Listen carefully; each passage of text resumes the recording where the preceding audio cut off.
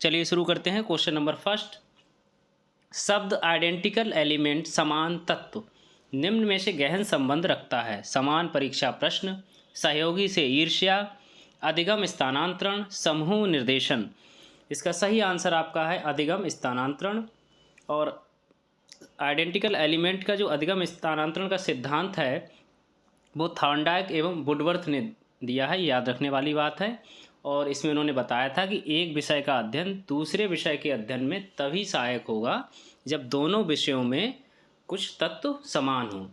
ठीक है, ये याद रखने की बात है। क्वेश्चन नंबर सेकंड बहुत ही महत्वपूर्ण है। निम्नलिखित में से कौन सा सिद्धांत दर्शाता है कि अपेक्षित व्यवहार के सन्निकट सकारात्मक प्रतिक्रिया तथा पुनर्वलन के फलस्वरूप व्यवहारात्मक विकास किया जा सकता है। शास्त्रीय अनुबंधन, क्रिया प्रसूत अनुबंधन, सामाजिक अनुबंधन, बाध्य अनुबंधन।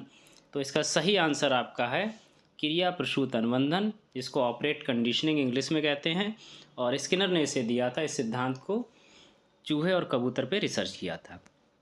क्वेश्चन नंबर 3 है, रमेश तथा अंकित की समान बुद्धि लब्धि 120 है। रमेश अंकित से 2 वर्ष छोटा है।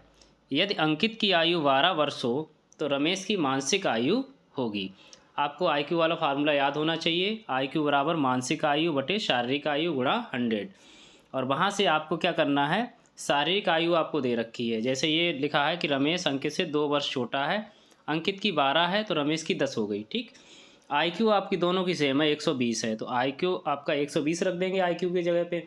उसकी मल्टीप्लाई कर देंगे आप शारीरिक आयु से यानी 10 वर्ष से, और डिवाइड कर देंगे 100 से। तो जो आंसर आपका आएगा वो आएगा 12, सही आंसर। क्वेश्चन नंबर 4 है, कौशल को सीखने में पहली अवस्था होती है यथार्थता, चालाकी, समन्वयन, अनुकरण। इसका सही आंसर आपका अनुकरण है, और जिसको हम नकल करना भी कहते हैं। हम सभी में आवश्यकता के अनुसार अभिप्रेरणा की शुरुआत होती है। छात्र की वह आवश्यकता जिसे उसको सर्वप्रथम पूरा करना चाहिए संबंधित है सम्मान, शारीरिक, सामाजिक, आत्म अनुभूतिकरण। सही आंसर आपका शारीरिक है। और अभिप्रेरणा का जो आवश्यकता वाला सिद्धांत है वो दिया था अब्राहम मैस्लो ने, जिनमें उन्होंने 5 प्रकार की आवश्यकताएं बताएं, उनका क्रम भी बताया था। तो सबसे पहले होती है शारीरिक आवश्यकता, फिर सुरक्षा आवश्यकता, फिर सामाजिक आवश्यकता, फिर सम्मान आवश्यकता, उसके बाद आत्म प्रेरणा या आत्म सिद्धि।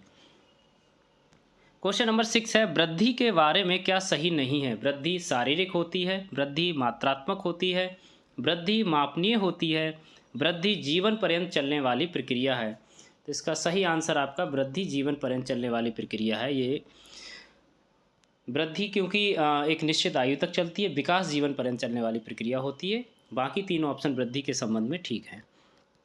क्वेश्चन नंबर 7 है, एक बालक के व्यक्तित्व के मापन की सर्वाधिक वस्तुनिष्ठ विधि है प्रक्षेपी विधि, साक्षात्कार विधि, प्रश्नावली विधि, समाज मिति विधि। तो इसका सही आंसर आपका प्रक्षेपी विधि है। क्वेश्चन नंबर 8 है, बुद्धि के लिए कौन सा कथन सत्य नहीं है। बुद्धि सीखने की योग्यता है, बुद्धि समस्या हल करने की योग्यता है, बुद्धि परिश्रम करने की योग्यता है, बुद्धि नवीन परिस्थिति के अनुसार अनुकूलन करने की योग्यता है। इसका राइट आंसर आपका है बुद्धि परिश्रम करने की योग्यता है, क्योंकि बुद्धि जो है कम परिश्रम से अधिकतम उत्पादन कैसे हो इस तरह की योग्यता है, अधिक परिश्रम करने की योग्यता नहीं है। इसलिए इसका ऑप्शन जो है 3 ही सही है। ब्लूम के वर्गीकरण आधार पर उद्देश्य आधारित प्रश्नों के निर्माण में कौन सा विकल्प असंगत है। विश्लेषण, मूल्यांकन, आत्मानुभूति, अनुप्रयोग। तो इसका सही आंसर आपका हो जाएगा आत्मानुभूति। और ब्लूम के जो हैं ने 3 पक्ष बताए हैं विकास के, जिसमें ज्ञानात्मक पक्ष है, भावात्मक और मनोक्रियात्मक। तो ज्ञानात्मक पक्ष के जो 6 चरण हैं वो आपको याद करने लें सीरीज से, उनको सीरीज में भी लगवा सकते हैं। जिसमें सबसे पहला याद कर लीजिए ज्ञान, समझ, अनुप्रयोग, विश्लेषण, संश्लेषण, मूल्यांकन। पहला ज्ञान है और आखिरी क्या है, मूल्यांकन है। क्वेश्चन नंबर 10 है, निम्न में से किसको विद्यालय में समाजीकरण की विशिष्ट अवस्था माना जाता है। शैशवावस्था, बाल्यावस्था, प्रौढ़ावस्था, किशोरावस्था। तो इसका सही आंसर आपका बाल्यावस्था है, क्योंकि इस दौरान ही स्कूल एज होती है बच्चे की, तो सबसे पहले वो इंट्रैक्शन उसका जो होता है स्कूल में होता है। इस वजह से ये समाजीकरण की विशिष्ट अवस्था मानी जाती है। क्वेश्चन नंबर 11 है, मनोवैज्ञानिक जो अपने अधिगम सिद्धांत में लाइफ स्पेस को संबंधित करता है वह है Thorndike, Kohler, Kurt Lewin, Skinner. तो इसका सही आंसर आपका कर्ट लेविन है, जिन्होंने फील्ड थ्योरी दी थी। क्वेश्चन नंबर 12 है, कॉलसैनिक के अनुसार संकल्पना का पुनर्गठन क्या है? व्यवहार, शब्द, चिंतन, समस्याएं। तो इसका सही आंसर आपका है चिंतन। क्वेश्चन नंबर 13, एक बालक को वस्तुओं को देखने में कुछ समस्या है, उसका दाखिला एनसीएफ 2005 के आधार पर किस विद्यालय में होना चाहिए? सामान्य विद्यालय, विशिष्ट विद्यालय, एकीकृत विद्यालय, इनमें से कोई नहीं। तो सही आंसर आपका सामान्य विद्यालय है। सामान्य विद्यालय में ही हमें समावेशी शिक्षा देनी है सभी के लिए। और आपको एनसीएफ 2005 के पॉइंट जरूर याद करके जाने हैं, बहुत इंपॉर्टेंट है ये। आनुवंशिकता को एक सामाजिक संरचना माना जाता है, प्राथमिक, द्वितीयक, गतिक, स्थायिक। तो इसका सही आंसर आपका है स्थायिक। क्वेश्चन नंबर 15 है, कोहल वर्ग के नैतिक विकास के सिद्धांत एवं उसके विभिन्न स्तरों के अनुसार निम्न में से कौन सा सोपान उनके द्वारा प्रतिपादित नहीं है? आत्म केंद्रित निर्णय, परस्पर एकरूप अभिमुखता, वैयक्तिकता व विनिमय अभिमुखता, सामाजिक अनुबंध, विधि सम्मत अभिमुखता। तो इसका सही आंसर आपका है वैयक्तिकता व विनिमय अभिमुखता। ये नहीं है, बाकी तीनों हैं। और आपको पता है इनकी 3 स्टेज हैं, लेवल है पूर्व परंपरागत स्तर, उत्तर परंपरागत स्तर। और तीनों स्टेज की तीनों जो है लेवल हैं उनकी 2-2 स्टेजेस भी हैं। इस प्रकार से आप ऐसे याद रखिए, 3 स्तर हैं और 6 अवस्थाएं हैं कोहल वर्ग की। पियाजे के संज्ञानात्मक विकास के सिद्धांत की मूर्त संक्रियात्मक अवस्था निम्न योग्यता द्वारा लक्षित नहीं होती है? विचारों की विलोम्यता, मानसिक द्वंद्व, संरक्षण, क्रमबद्धता व पूर्ण अंश प्रत्यय का प्रयोग। तो इसका सही आंसर आपका होगा क्रमबद्धता व पूर्ण अंश प्रत्यय का प्रयोग। बाकी तीनों जो हैं इस अवस्था की विशेषताएं हैं।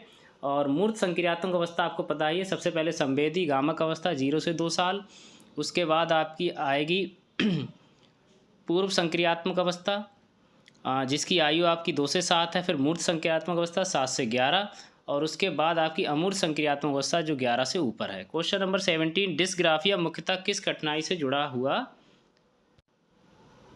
तो पठन की, लेखन की, चित्रकला करने की, सुनने की। तो इसका सही आंसर आपका जो है लिखने की। जनरली ग्राफिया वर्ड जो है आप ऐसे याद रखिए लिखने से संबंधित रहेगा। कैलकुलिया वर्ड अगर आता है तो वो आपका गणित से संबंधित रहेगा, और डिसलेक्सिया जो एलेक्सिया वर्ड है वो आपका आएगा तो पठन विकार से संबंधित रहेगा। ये ध्यान से पढ़ लीजिए।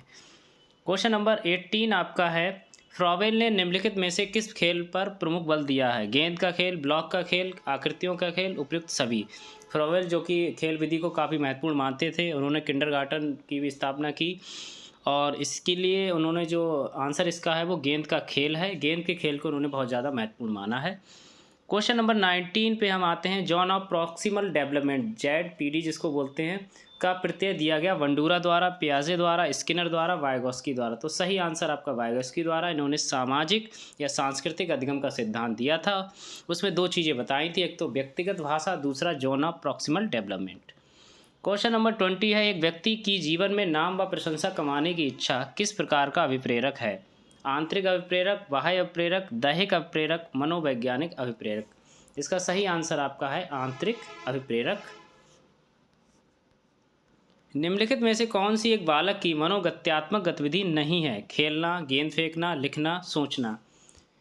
तो बाकी तीनों चीज़ें जो गतिशीलता से संबंधित है, बच्चे की मोटर स्किल से रिलेटेड हैं, और ये जो है सोचना जो है इससे रिलेटेड नहीं है, इसलिए इसका आंसर हो गया डी। विग व हंट ने किशोरावस्था को किस शब्द द्वारा परिभाषित किया है? संघर्ष, तनाव, परिवर्तन, इनमें से कोई नहीं। इसका सही आंसर आपका है परिवर्तन। बाकी संघर्ष, दबाव, तनाव ये स्टैनले हॉल ने बताया था किशोरावस्था को। क्वेश्चन नंबर 23 है, थॉर्नडाइक का कौन सा नियम सीखने में पुरस्कार और दंड के महत्व को बताता है? तत्परता का नियम, प्रभाव का नियम, अभ्यास का नियम। तो इसका सही आंसर है प्रभाव का नियम, और ये तीनों प्राइमरी लॉ हैं थॉर्नडाइक के। परिवेश की वस्तु जिसे प्राणी प्राप्त करने का प्रयास करता है कही जाती है? प्रबलन, उद्दीपक, प्रेरक, प्रलोभन। तो इसका सही आंसर है उद्दीपक। क्वेश्चन नंबर 25 पे बढ़ते हैं, बुद्धि के त्रिआयामी सिद्धांत के अनुसार बुद्धि के कारकों की संख्या है 90, 110, 135, 120। तो सही आंसर आपका 120। और ये जो बुद्धि के त्रिआयामी सिद्धांत जो दिया है वो गिलफोर्ड ने दिया है। तनाव को कम करने के अप्रत्यक्ष ढंग कहलाते हैं? समस्या समाधान विधि, रक्षात्मक यांत्रिकता, व्यक्तिगत विधि, इनमें से कोई नहीं। सही आंसर आपका है डिफेंसिव मैकेनिज्म जिसको बोलते हैं रक्षात्मक यांत्रिकता। क्वेश्चन नंबर 27 पे आते हैं, वातावरण वह बाहरी शक्ति है जो हमें प्रभावित करती है, किसने कहा था? वुडवर्थ, रॉस, पियाजे, इनमें से कोई नहीं। सही आंसर आपका रॉस है। एक कक्षा में व्यक्तिगत विभिन्नताओं के क्षेत्र हो सकते हैं, रुचियों के, सीखने के, चरित्र के, उपरोक्त सभी। तो इसका सही आंसर है सारे, उपरोक्त सभी। क्वेश्चन नंबर 29, निम्न में कौन सा विशिष्ट अधिगम विकलांगता का उदाहरण है? मानसिक मंदता, dyslexia, attention deficit hyper disorder, autism. तो सही आंसर आपका attention deficit hyper disorder. Question number 30, सीखने का वह मॉडल जो बच्चों की सृजनात्मकता को उत्प्रेरित करता है? बैंकिंग मॉडल, रचनावादी मॉडल, प्रोग्रामिंग मॉडल, इनमें से कोई नहीं। तो सही आंसर आपका रचनावादी मॉडल है। बहुत बहुत धन्यवाद।